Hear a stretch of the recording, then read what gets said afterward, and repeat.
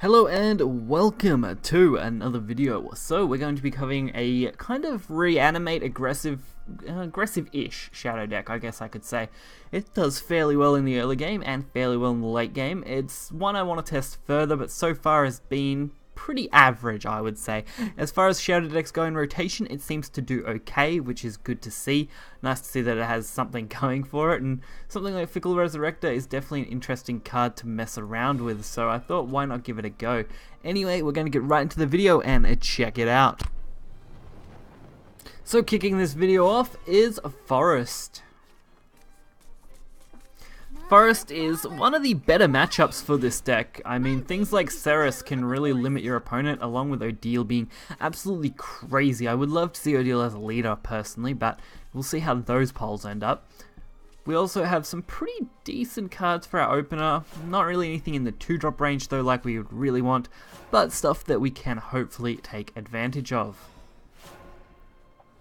And of course, we get the one Sedwin we are running in this deck. I would recommend running 3 if you have the chance, and just cutting your Paradise Vanguard and Soul Squasher down to 2, but unfortunately I do only have 1. So if you want to make this deck just a little bit better, definitely up your Sedwin count, because it will help you in the long run.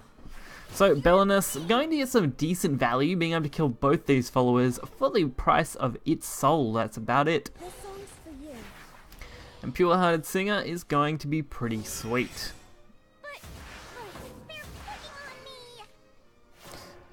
I do find that the one thing that I do end up short on a lot of these matchups is having shadows. Of course, they aren't entirely necessary, as you are being aggressive enough that you don't necessarily need to use Aisha as its full max value, so using it just as a 5 storm isn't too bad an option.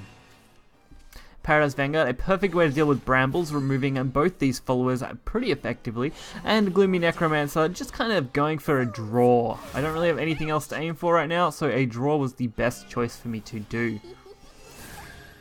And I also wasn't too worried about Soul Squasher. Getting rid of that really didn't worry me at all. We have a pretty decent board. We're going up against a lot of low-end followers. Mist of Extinction is a great card to remove very wide boards, so Portal and Forest deal pretty well with that, being able to just flat out remove them. And this Forest player does fairly well. Looks like they're really pumping this. Of course, this is where something like Soul Squasher would have been just slightly better, because dealing with that Beetle Warrior will be a little bit of a pain. Fortunately for us, our draw here, Little Soul Squasher, pretty ideal. Being able to just use it and remove things. We still have our Everdark Strix as well, but there isn't anything I actually want to use it on, so throwing the Evolve on this Pure Hearted Singer for damage and just to create a nice body was probably the way I really wanted to go with this play, just because it was fairly decent.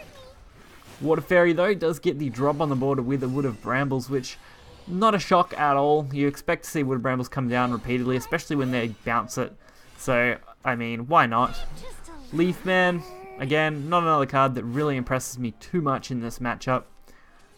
Just things that they're trying to play to get some advantage out of, and it's not really going anywhere for them.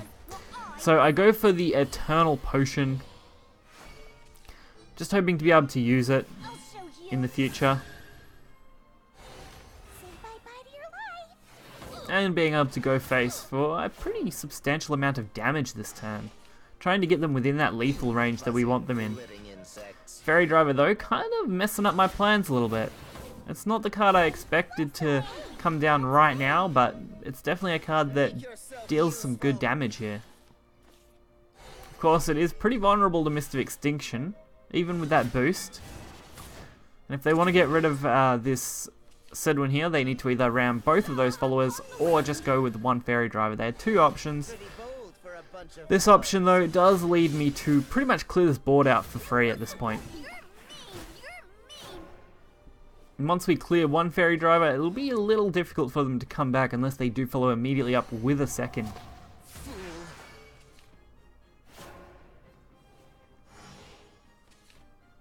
And of course the immediate play is a second Fairy Driver, but even with 4 fairies we're still in this game. I think regardless of what they do, we actually still survive, so it's a pretty decent spot to be in. Of course, they do only have these 3 fairies, which worked out well in our favour. And Black Swan is the perfect draw when we already have Zombie Party to remove the 3/3. It does mean we can wipe this board, although I should have done a little bit better if I had have used the Odile to clear the 3/3 and then used the Zombie Party on the white. We would have actually got a little more value out of this, although Sylvian Justice would have killed it just the same. Just something to keep in mind for anyone who does end up in a similar situation, that targeting the lowest cost and being able to use Odile's effect to clear the White Swan in another way is definitely better if you are saving on damage.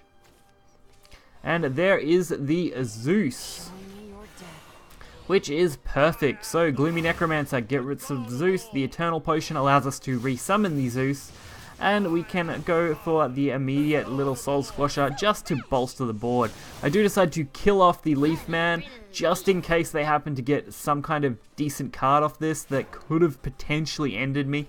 So I definitely wanted to secure my victory as best I could. And just for a little bit of BM for this matchup, a nice 5-7 and 10 damage, 15 damage for the board. Couldn't ask for a much better turn.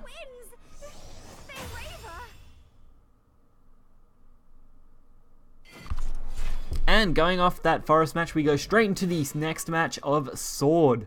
And a Grandmaster rotation player at that. Also someone who participates in rage events, as evident by their emblem. Quite exciting to get a nice matchup like this. This match though is reasonably fast because, like I said, this deck can be pretty aggressive in the early game.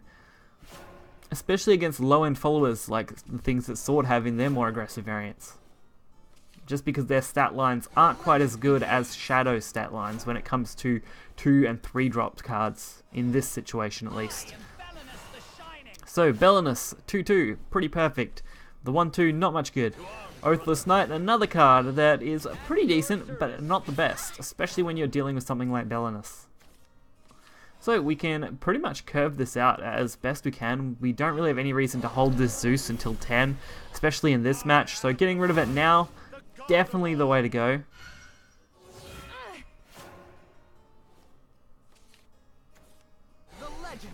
And Perseus again, and a Quick Blader basically, I mean.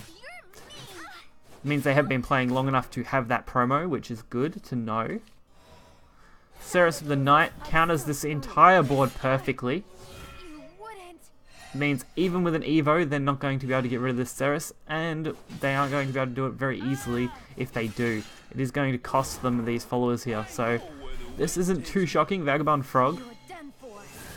I was kind of expecting something like this once they went really wide with those low-cost followers. So this is a hyper-aggressive Sword deck, probably looking to pick off a lot of unrefined decks. I do get the So Death, Reap Life. I kind of forget exactly how that card works, I believe, later on, because I think I end up playing it, but we'll have to wait and see. I can't remember if that was this match or my other one, which I actually didn't win, but I did forget, because So Death, Reap Life is based on your turn counter, I believe, like play points, so it's only really great at 10. Or on 6, it's actually pretty okay if you've already dumped Black Swan, because Black Swan plus an Evo point is still pretty decent. So this is perfect. It would have been better if they had have flooded the board completely. Unfortunately, they don't decide to go down that path because I guess they just wanted to play it this way. But it's still pretty reasonable. My Black Swan is going to get the complete clear on everything on their board, which at this stage is still pretty good with this Oathless Knight coming down. I was a little worried it was only going to be 2, but to get rid of that frog alone is some pretty decent value. So there is Black Swan, which now means So Death, Reap Life actually has a decent target if they remove this. Of course, that does mean I've got to play correctly, and luckily that's the end of the game anyway. They lost pretty much everything, had 1 card left, and not much health, so I can definitely see why they would end up conceding. So I hope you guys did enjoy this video. This Shadow deck has done pretty well for me so far. I'm definitely sitting at an average kind of deck slot. I definitely wouldn't put it up there with top decks. It's definitely sitting in probably the tier 3 range, if you're very lucky, tier 2 range. But definitely a solid deck and seems to be doing okay.